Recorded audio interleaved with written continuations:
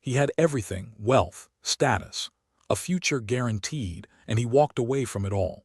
Siddhartha Gautama abandoned his palace, his family, his entire identity, to sit beneath a tree and starve. What he discovered there would reshape human consciousness forever. But here's what they don't tell you. Hermann Hesse's masterpiece isn't really about the Buddha. It's about you, about every wrong turn you've taken, every teacher who failed you, every moment you thought you had it all figured out, only to realize you knew nothing. Truth cannot be taught.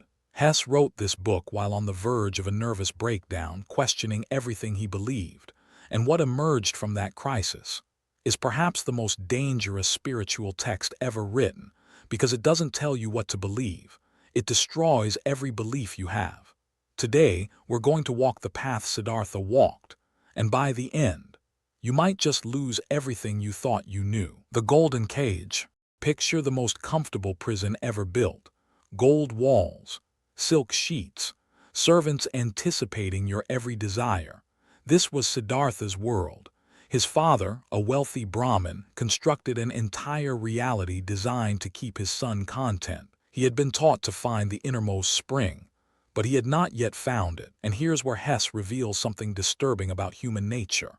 Comfort is the greatest enemy of awakening. Think about your own life for a moment. How many of your choices are designed to avoid discomfort? How many beliefs do you hold simply because questioning them would be inconvenient? Siddhartha had memorized every sacred text. He could recite mantras that made priests weep with reverence. He was, by every measure, a spiritual prodigy. Empty, and he felt absolutely nothing. The rituals meant nothing. The words were hollow. He was performing spirituality without experiencing it. This is the first brutal truth Hesse offers us. Knowledge is not wisdom. You can read every self-help book ever written and remain completely unchanged. But something was stirring in Siddhartha, a hunger that luxury couldn't satisfy. The great leaving. One night, Siddhartha simply walked away. No dramatic farewell, no grand announcement.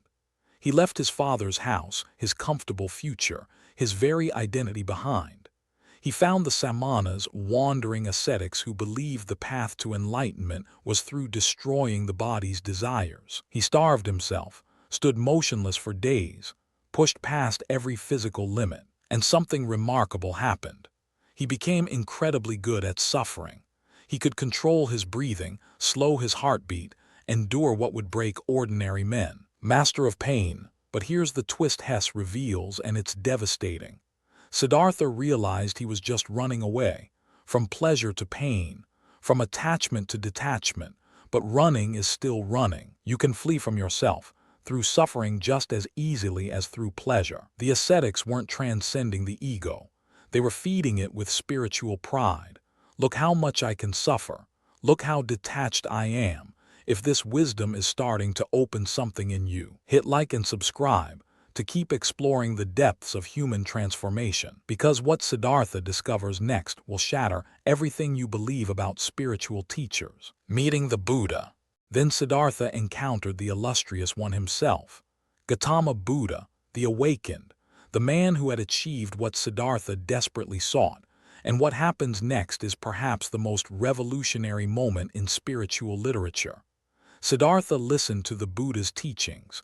He acknowledged their perfection, their logical completeness, their profound truth. Your teaching is clear and proven, but you cannot teach what happened to you in the hour of enlightenment. And then he walked away. From the Buddha himself, can you imagine finding the most enlightened being on earth and choosing to leave? Hesse is telling us something terrifying here. No teacher can give you enlightenment, not the Buddha, not any guru, not any book including this video. Experience cannot transfer. The Buddha could describe what he found. He could not hand it over. You cannot inherit awakening. You cannot learn it. You can only live it. Siddhartha understood that following the Buddha would make him a disciple, a very good disciple perhaps, but never truly awake. So he chose the terrifying path of finding out for himself. Into the world. Now comes the most controversial part of Siddhartha's journey. After rejecting both luxury and asceticism after leaving the Buddha himself, he dove headfirst into the world of the senses. He met Kamala, a courtesan who taught him the art of love. He became a wealthy merchant. He ate rich foods, wore fine clothes, accumulated possessions. The former ascetic became a man of pleasure. Wait, isn't this spiritual regression? Isn't he just becoming what he ran away from? Hesse's answer is devastatingly simple.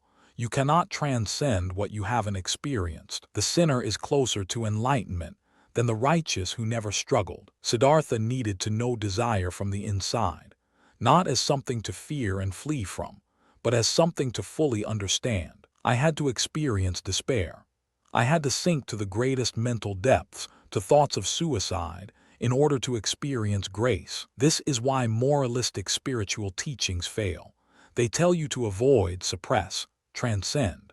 But you cannot transcend what remains a mystery to you. Siddhartha was preparing for his greatest lesson, one that would require him to lose absolutely everything first. The hollow man. 20 years passed. Siddhartha grew rich, successful, and completely hollow inside. The pleasures that once thrilled him became tedious. The games of acquisition felt meaningless. He looked in the mirror and saw a stranger, bloated, desperate, dead behind the eyes. Samsara. This is the wheel of suffering the Buddha spoke of, not some cosmic punishment, just this, the endless cycle of wanting, getting, wanting more, finding each satisfaction emptier than the last. Desire feeds desire. Siddhartha stood at the river ready to end it all. His life seemed like a cruel joke. He had tried everything: luxury and poverty, spirituality and materialism, teaching and learning.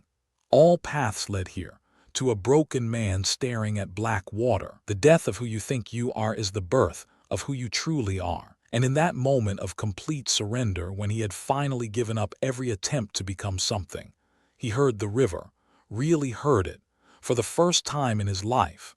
What happened next changed everything. The river speaks. Siddhartha became a ferryman, the simplest of lives, rowing people across the river, day after day, year after year, and the river became his teacher, not through words, not through doctrines, through presence. The river knows everything. One can learn everything from it. He learned to listen, not to words but to the sound beneath words. The river said the sound of perfection, of completion. But here's what Siddhartha finally understood. Time does not exist for the river. Only the eternal present moment is real. The water flowing past him had been rain, would become ocean, would rise as clouds, would fall as rain again. Nothing was ever lost. Nothing ever truly changed. Past, future, these were illusions. Only this moment was real. All his searching, all his suffering, all his years of seeking, they weren't preparation for enlightenment. They were enlightenment. Every step of the journey was the destination. He just couldn't see it while he was desperately looking for something else. But Siddhartha's greatest test was yet to come. The wounded father. Then his son arrived. The child he never knew he had, born to Kamala, who died delivering the boy to Siddhartha. And suddenly, the ferryman who had transcended all attachment fell completely in love. Every teaching dissolved the moment he looked at his son. The boy hated him, hated the simple life, hated the river. He wanted the world his father had abandoned: luxury, pleasure, excitement. And Siddhartha couldn't let go. He clung to his son, made excuses for his cruelty, told himself he was being a good father when he was really just afraid of losing him. Love is the most important thing in the world, but it is also the hardest thing. The boy eventually ran away, back to the world, and Siddhartha's heart shattered completely. But here's what the river showed him. His own father had felt this same pain when Siddhartha left. The wound he caused was now the wound he carried. Karma is complete, not punishment, just the full circle of experience, finally understood from every angle. The ferryman's secret. Vasudeva, the old ferryman who had taught Siddhartha to listen to the river, smiled at him one day, said nothing, and walked into the forest to die, perfectly at peace. The greatest teachers teach by how they live, not what they say. Vasudeva had never lectured, never preached. He simply demonstrated what enlightenment looked like in ordinary life, rowing the boat, listening to the water, being fully present for each passenger. Wisdom cannot be passed on, only lived and demonstrated. This is why all those sacred texts Siddhartha memorized meant nothing. Why even the Buddha's perfect words couldn't transfer awakening. Enlightenment isn't information, it's transformation. And transformation happens through living, through making every mistake, feeling every pain, losing everything you thought you needed. No shortcuts exist. The ferryman's secret was simple: stop trying to become something. Just be completely present with what is. The seeking itself was the obstacle. The moment you stop seeking, you realize you were always already home. But Hesse saves his most powerful revelation for the final pages. Govinda's kiss. Govinda, Siddhartha's childhood friend who had followed the Buddha while Siddhartha wandered, found him decades later. Still seeking, still looking for the secret.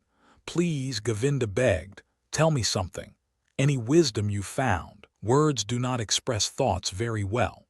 They always become a little different immediately after they are expressed. Siddhartha smiled and said nothing that made logical sense. Everything is necessary, even sin, even suffering. The stone is Buddha, the sinner is Buddha, everything already perfect. Govinda didn't understand. The words seemed like nonsense.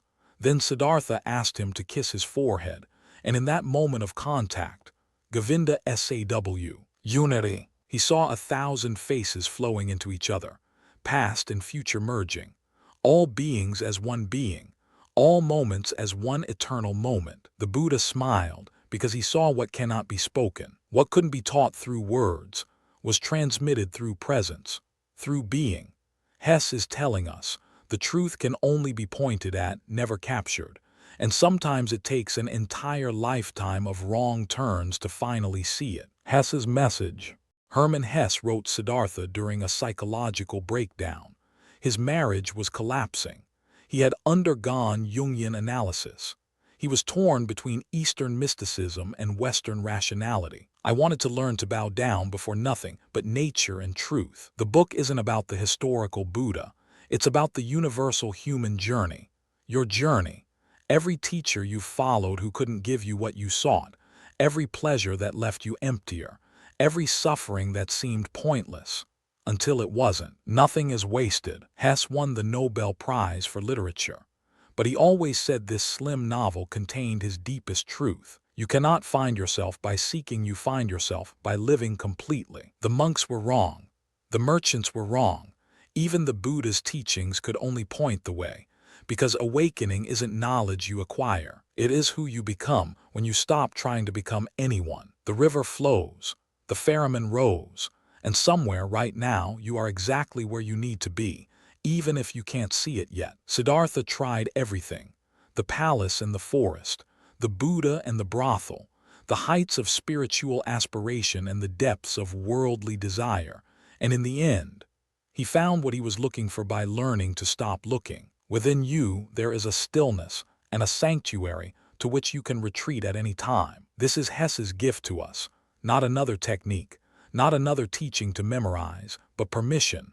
Permission to make your mistakes, to take your wrong turns, to lose yourself completely, so you can finally find what was never lost. You are already complete. The river doesn't try to reach the ocean.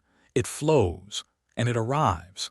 If you made it this far, comment OM below because you've just walked Siddhartha's path with me.